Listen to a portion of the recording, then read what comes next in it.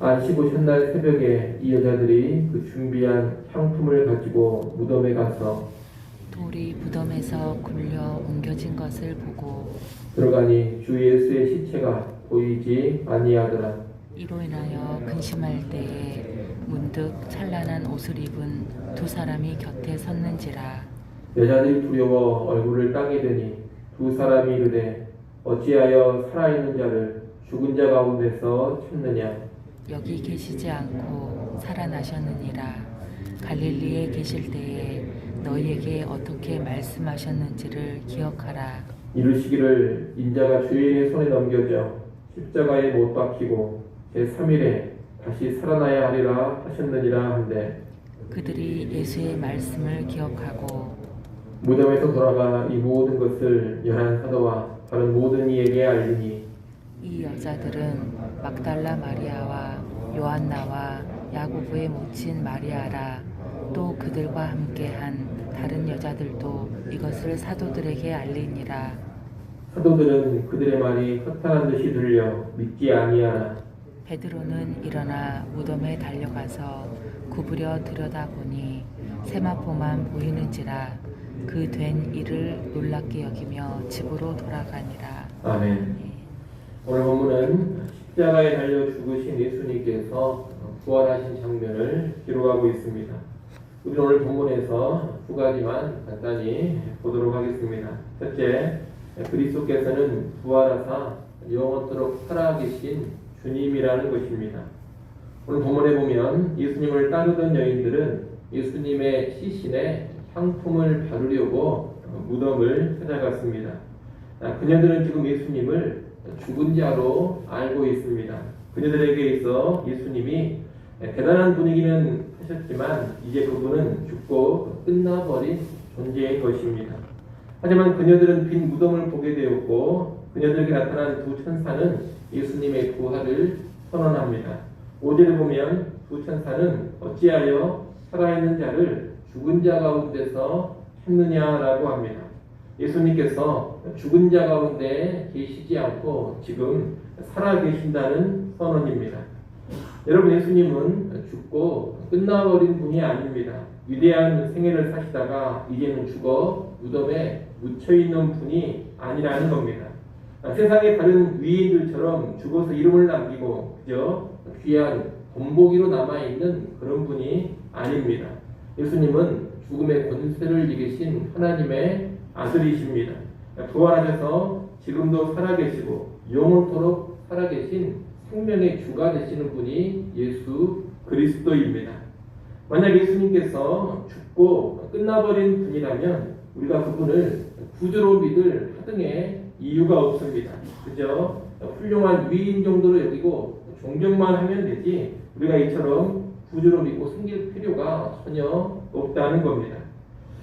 하지만 예수님은 부활을 통해서 자신이 정말로 하나님의 아들이시고 죄와 사망에서 우리를 확실하게 구원해 주시는 분이라는 것을 명백히 선포하셨습니다. 그리고 지금도 살아계셔서 우리와 함께 하시고 우리에게 영원한 생명을 주십니다. 그렇기 때문에 우리가 그분을 단지 존경하는 위인으로 아는 것이 아니라 그분을 우리의 구주로 믿고 따르며 예배하는 것입니다.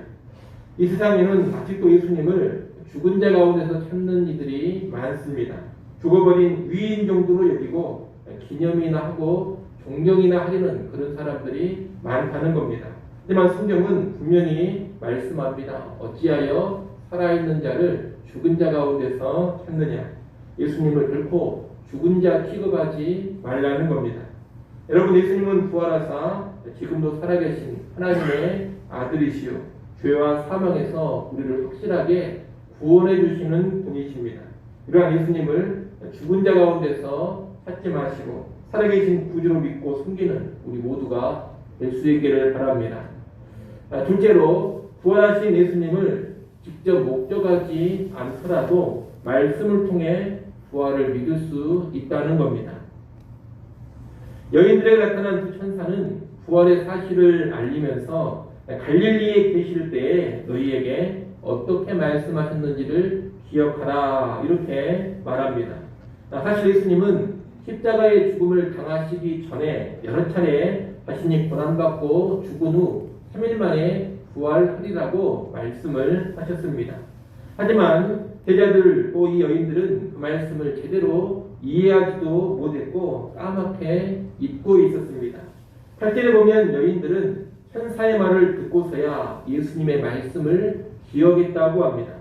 아마 이 여인들이 주의 말씀을 기억하지 못했더라면 이 부활은 믿기 힘든 사건이었을 겁니다. 그러나 부활에 관한 주의 말씀을 기억했기에 부활을 믿을 수가 있었습니다.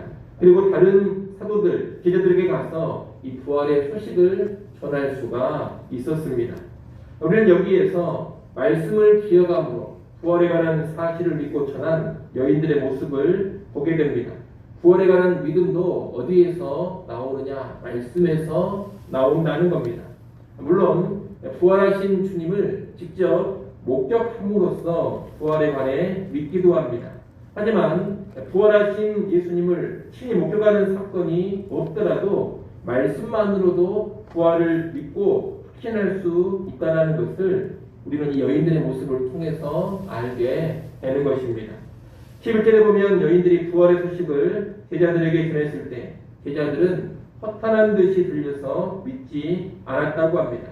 이들은 후에 부활하신 주님을 친히 직접 목격한 후에야 부활을 믿게 됩니다. 이 제자들 중에 보면은 처음에 부활하신 예수님을 목격하지 못했는데 믿지 못하다가 뒤에 직접 목격을 하고서야 부활을 믿습니다. 잘 아시는 것처럼 예수님은 그때 도마에게 뭐라고 말씀을 하셨느냐? 너는 나를 보는 거로 믿느냐? 보지 않고 믿는 자가 복되다. 그렇게 말씀을 하셨습니다. 증언만으로, 말씀만으로 부활을 믿는 그 믿음이 가능하고 또 그런 믿음이 요구되고 복되다고 예수님께서 알려주신 겁니다. 오늘날 우리는 부활하신 예수님을 육체적으로 직접 목격하지는 못했습니다. 그러나 성경의 말씀을 통해 부활에 관한 증언을 통해서 예수님의 부활을 믿습니다. 여러분 이것은 가벼운 일이 아닙니다.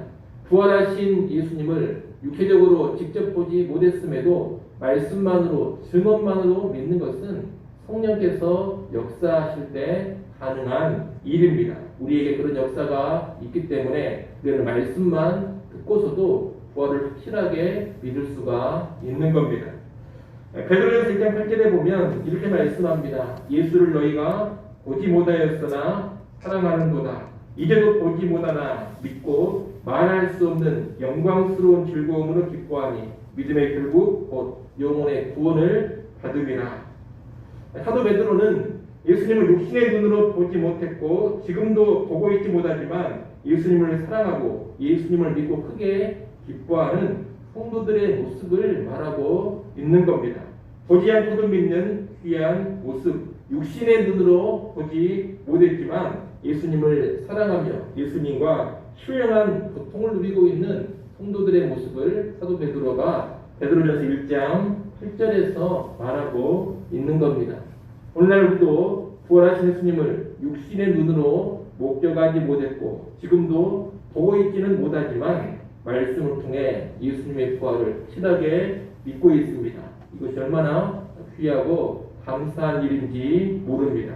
육신의 눈으로 예수님을 친히 본 것이 특별한 것이 아니라 말씀만으로 믿고 유익을 누리는 것이 정말로 특별하고 귀한 것입니다. 그러니 그 사실로 인해 여러분 감사하시고 일평생 말씀에 의지하는 그런 믿음으로 나아갈 수 있기를 간절히 소원합니다.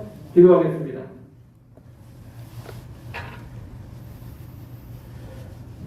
하나님 아버지, 예수 그리스도께서 죽어 무덤에 계신 분이 아니라 부활하셔서 지금도 살아계신 분임을 우리가 믿습니다. 예수께서 진정 하나님의 아들이시요 죄와 사망의 권세에서 우리를 구하시고 영생을 주시는 분임을 믿습니다. 이 부활의 주님을 친히 보지 못하였지만 말씀으로 믿게 하시고 말씀으로 확신케 하시니 감사합니다. 계속해서 말씀에 의지하는 믿음으로 우리가 살아가게 하시고 그 믿음을 통해 지금도 살아계신 주님과 신령한 교제를 누리며 살아가게 하여 주시옵소서. 부활절입니다. 다시 한번 부활의 기쁨과 부활의 소망이 우리 안에 충만하게 차고 넘치게 하여 주시옵소서. 하나님, 또 이 시간 하나님 앞에 간구하며 아뢰입니다. 기도하는 모든 제목들 하나님 들으시고 은혜의 응답들을 허락하여 주시옵소서. 오늘 예배 시간 살아계신 하나님 친히 임자해 주시고 큰 은혜가 모든 성도들에게 임하게 하여 주시옵소서. 예수님의 이름으로 기도드리옵나이다. 아멘.